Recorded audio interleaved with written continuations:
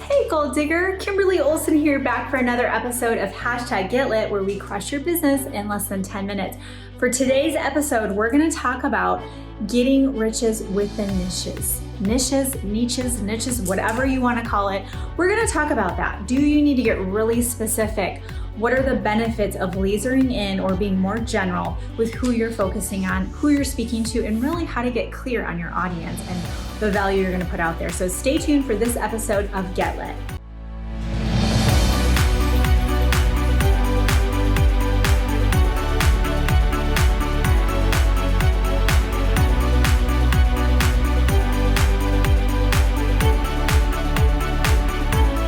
So we've all heard the saying, is the niches in the riches, right? Or the niches is in the riches. We've all heard that saying before.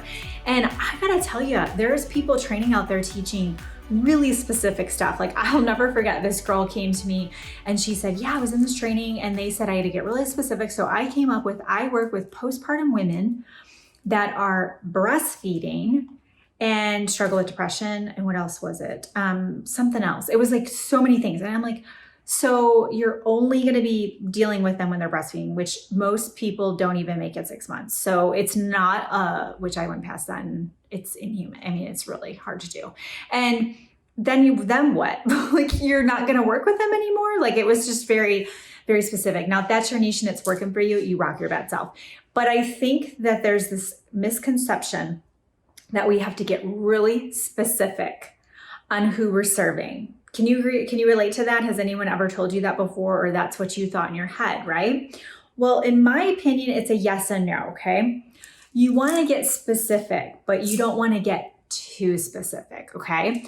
The very best way to know, like, okay, well, what does that look like for me, is ask yourself, who were you at what stage in your life when you got into your current opportunity? So if you're in direct sales, network marketing, you're a coach, at that point in your life when you decided to get into that industry, where were you at? So for me, I got into it because I wanted to get out of debt. Our salaries were not covering the bills because we had so much debt racked up from when I had lost my job. And I did not want to work for someone else. Like, all I ever wanted was to be an entrepreneur, like since I was a little kid. And I wanted to be home with my kiddos. I wanted to see them grow up. And I wanted to be able to provide financially and not be in corporate America anymore. So guess who my target audience is? Moms who want to not go back to corporate or want to quit corporate. That's literally my avatar. Now, this is what's so interesting about this. You might think, well, that's pretty vague. Like, that's not specific. What about all the people out there who are not moms, that are maybe realtors, and they're not in corporate, and you're just going to lose out on all those people, right? Well, what has happened for me, and I believe it will happen for you as well, is because I'm so clear on who I'm serving, because I was there, right? I have the story to relate to. I can share that story. I can think about that story in my messaging. So clear on who I'm serving and how I show up on social media, but also how I speak and how I talk and the examples I use and all that stuff, that guess what happens? Not only do I attract the exact people that I want to work with, I attract more people that are just as awesome. I have so many female entrepreneurs in my programs that are not moms, and they're awesome and amazing, and I love every second of it. And they wouldn't have probably come to me if I wouldn't have been clear. If I would have just been like, I'm here for everyone, anyone who wants to build a business. That's not, that clarity, I feel like it's linked to lack of confidence sometimes on social media. It's kind of like, if you're posting just to post and you're not talking to someone specific, how can that person feel like, oh, she gets me. Oh, she's speaking to me. So the confidence you have with how you're showing up is going to draw other people to you. I have guys in my programs. I call them gold digger dudes. It's not common. I don't have a lot of guys in my programs, but we have them that come along because they're like, wow, I feel like she could really teach me social media. Wow, I really like how real she is. She seems to really know sales and she seems to be rocking it, right? Or whatever the case is. But if I came on going, well, I don't want to miss out on the guys, and I don't want to miss out on the retired people, and I don't want to miss out on couples, but what about youth? I should focus on kids too, because they need to learn how to be entrepreneurs. If I did that, there would be no direction. There would be no clarity. It would just be very confusing for my audience. Okay. So it's a yes and no. You don't want to be so general, like, oh, I sell toothpaste, so everybody needs it, okay?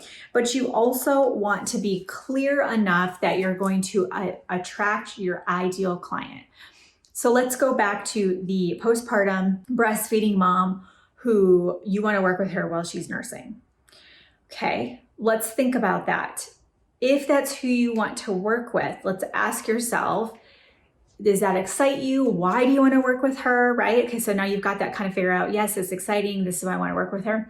How are you going to monetize that? How are you going to monetize that? In true monetization, in my opinion, now that I've been around the block and tried a million different things, is recurring revenue. It's recurring revenue, okay? So whether it's you have a freebie that bumps people up, they opt into a freebie and they grab your mini course on something and you've got enough leads coming in automatically with ads and they're grabbing that freebie and you're generating enough income, or grabbing that program, the mini course, and you're getting enough income from that, that's still reoccurring, right? You're constantly getting those sales. But if you can only serve a person for a few months and then they're gone, I don't think that's a great model. I think you want to look at what can I do to be there for that mom during the nursing times of her life, and then after.